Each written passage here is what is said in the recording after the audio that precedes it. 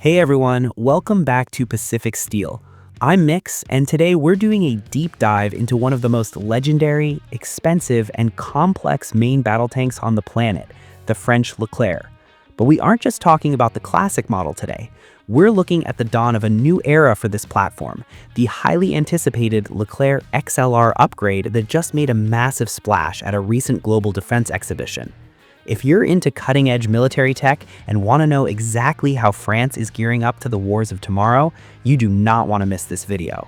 If we look back, the original Leclerc was designed at the tail end of the Cold War. Back then, the main goal was to build a tank that was fast, incredibly accurate, and capable of stopping massive enemy armored columns rolling across open plains. But times have changed. The modern battlefield isn't just about tank-on-tank engagements in open fields anymore. Today's conflicts are defined by brutal urban warfare, ambushes, and most terrifyingly, the constant threat of drones and improvised explosive devices. That reality gave birth to the Scorpion program, a massive overhaul of the French army. And the Leclerc XLR is the absolute beating heart of this program, upgraded specifically to dominate the modern battlefield. The first thing we need to talk about, which is honestly the biggest selling point of this entire upgrade, isn't thicker armor or a bigger gun. It's the fact that this tank has been turned into a complete networked beast. Imagine playing a shooter game where you can instantly see the exact enemy positions spotted by your teammates on a real-time minimap. The Leclerc XLR does exactly that in real life. By integrating the SICS combat information system alongside the new Contact tactical radio, it can share tactical data and target coordinates with other next-gen vehicles like the Griffin and Jaguar, as well as dismounted infantry, in a split second. It's no longer just a lone pillbox with tracks, it's the most powerful data node on the battlefield. Another massive electronic highlight is the navigation system. The Leclerc XLR features an inertial navigation system, or INS, that operates completely independently of GPS. This is a massive deal for modern combat. In an era where electronic warfare and GPS jamming are basically the new normal, this tank can still pinpoint its exact location and navigate to its objectives with zero signal interference. Of course, when a tank rolls into a high-risk combat zone, survivability is everything. Lessons learned from recent conflicts worldwide have proven that threats don't just come from the front armor anymore. So the Leclerc XLR has been heavily optimized for urban environments. You'll immediately notice the addition of cage armor at the rear to defeat RPG warheads. They've also added explosive reactive armor, or ERA, on the sides to counter modern anti-tank weapons. On top of that, it features the renowned Galix close-in defense system, which can deploy multispectral smokescreens and neutralize 360-degree threats. And to keep the crew safe and comfortable, there's a fully integrated CBRN filtration system, paired with heavy-duty air conditioning, protecting them from nuclear, biological, and chemical threats while operating in extreme heat. Speaking of which, here's a really interesting piece of trivia from Eurosatory 2026. The French army actually brought a real Leclerc XLR to the show, and the thing that got the most camera flashes was something the internet used to relentlessly make fun of: the official installation of roof-mounted cage armor, widely known online as the cope cage. French generals explicitly admitted that lessons from the modern battlefield proved that FPV drones and drone-dropped munitions are a lethal, unavoidable threat. The cage armor is no longer a meme, it's a matter of life and death for the crew. KNDS is currently mass-producing these kits to equip all frontline tank units. When it comes to urban combat, visibility and remote firepower are critical. In older models, a tank commander might have to risk popping their head out of the hatch to fire a machine gun. But for the XLR, KNDS installed a 7.62mm remote-controlled weapon station on the roof. The crew can now aim and fire this weapon using screens from safely inside the armor. They've also installed a powerful jammer called BARAGE, which blocks the detonation signals for roadside IEDs, a massive lifesaver for crews navigating dangerous streets. But everything in military engineering comes with a trade-off, and piling on all this extra armor, electronics, and defensive weaponry has sparked a big debate about weight. The original Leclerc was famous for its agility, weighing in at around 57 tons. The Leclerc XLR, however, has ballooned up to 63 tons. Since it's still rocking the same 1500 horsepower V8X diesel engine, the power-to-weight ratio has dropped to roughly 24 horsepower per ton. Now, just because the power-to-weight ratio took a hit doesn't mean this thing is a slouch. Its real secret weapon is the hydropneumatic suspension, which absorbs shocks incredibly well.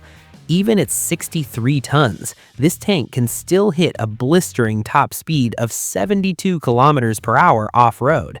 That suspension also keeps the hull incredibly stable on the move, massively boosting its fire-on-the-move accuracy. The French military calculated that sacrificing a tiny bit of acceleration for a massive boost in survivability was absolutely worth the trade. In terms of firepower, the Leclerc XLR maintains its legendary standard with a 120mm L52 smoothbore gun. Thanks to its rapid autoloader, the tank only requires a 3-man crew. The absolute coolest part of its lethality is the panoramic sight system that supports advanced hunter-killer operations. This means that while the gunner is locking onto and destroying target number 1, the commander can independently scan and lock onto target number 2, allowing them to engage multiple enemies back-to-back at terrifying speeds. The gun is also compatible with programmable airburst ammunition, which is perfect for clearing out infantry hiding behind cover. So where does the program stand right now? The manufacturer, KNDS, just showed off the XLR's latest capabilities at Eurosatory 2026 this past June. As for active service, the French Defense Procurement Agency, the DGA, has officially ordered the upgrade of 200 tanks. They are pushing hard to deliver the first 160 units by 2030, with the remaining 40 to be delivered by 2035. This essentially guarantees that the Leclerc will remain the backbone of the French army for a long time to come. Alright, now that we've gone through the deep dive, let's take a look at the hard numbers. I've put together a quick summary table covering the key specs, the new tech, and the estimated unit price in USD if a country were to procure this system today. Let's check it out. Looking at this table, it's pretty clear just how stacked the Leclerc XLR really is. It's wild to think that a 63-ton machine with a 3-man crew can still tear across off-road terrain at 72 kilometers per hour on that hydropneumatic suspension. Factor in top-tier toys like the hunter-killer optics and GPS-independent navigation, and you have a tank that will keep fighting even when electronic warfare takes down the grid. At an estimated 12 million USD per unit, it is worth every penny to give the French army a highly protected mobile command node. With specs this aggressive, KNDS is actively pushing for export markets. One of their biggest targets is the UAE, which currently operates nearly 400 original Leclercs. Just recently, KNDS pitched a massive upgrade package called LEMM, or Leclerc Life Extension and Modernization, offering to bring the UAE's fleet up to XLR standards. The deal even includes technology transfers for local manufacturing. There are also reports that the Indian Army is taking a hard look at the platform as they figure out a replacement for their massive fleet of aging T-72s. But hold on, because beyond the export talk, there's a massive turning point coming for the French military that we need to discuss: the ultimate fate of the Leclerc family. Even though the XLR upgrade breathes new life into the platform, the French Ministry of Armed Forces has drawn a hard line in the sand. All Leclerc tanks are scheduled to be fully retired by 2037. That is barely a decade away. So what replaces it? The original plan was the MGCS, or Main Ground Combat System, a massive joint venture between France and Germany to build a futuristic network of manned tanks and combat robots. However, classic multinational politics got in the way. The MGCS project is facing severe delays, and current estimates suggest it might not enter service until somewhere between 2040 and 2045. This leaves the French army staring down a massive tactical gap after the Leclerc retires in 2037. And that brings us to the biggest surprise from Eurosatory 2026. To bridge that gap, KNDS revealed a brand new prototype called the Leclerc Evolution, pitching it as the ultimate interim tank. This thing is a total structural redesign. The most eye-catching change is the main gun. It uses the new Ascalon system, currently chambered in 120mm, but built with the capacity to be upgunned to a massive 140mm cannon in the future. But it doesn't stop there. Taking notes from current conflicts, KNDS slapped an ARX 30mm secondary turret right on the roof, specifically dedicated to swatting FPV drones and UAVs out of the sky. And in a massive historical shift for this tank family, the Leclerc Evolution ditches the classic autoloader and brings back a 4-man crew. That fourth crew member sits in the hull and acts as a deputy commander, specifically tasked with managing drones, anti-air defenses, and the complex battle networks that are just too much for 3 guys to handle in a firefight. But the plot thickens, guys. KNDS didn't just bring the Leclerc Evolution to the show, they brought a secret weapon that absolutely stole the headlines, the Capint MBT. This tank is a true crossbreed. It entirely ditches the Leclerc hull and instead uses the chassis of the German Leopard 2 A8. The craziest part about the Capint MBT is that it uses a completely unmanned turret, still packing that same lethal Ascalon 120mm gun.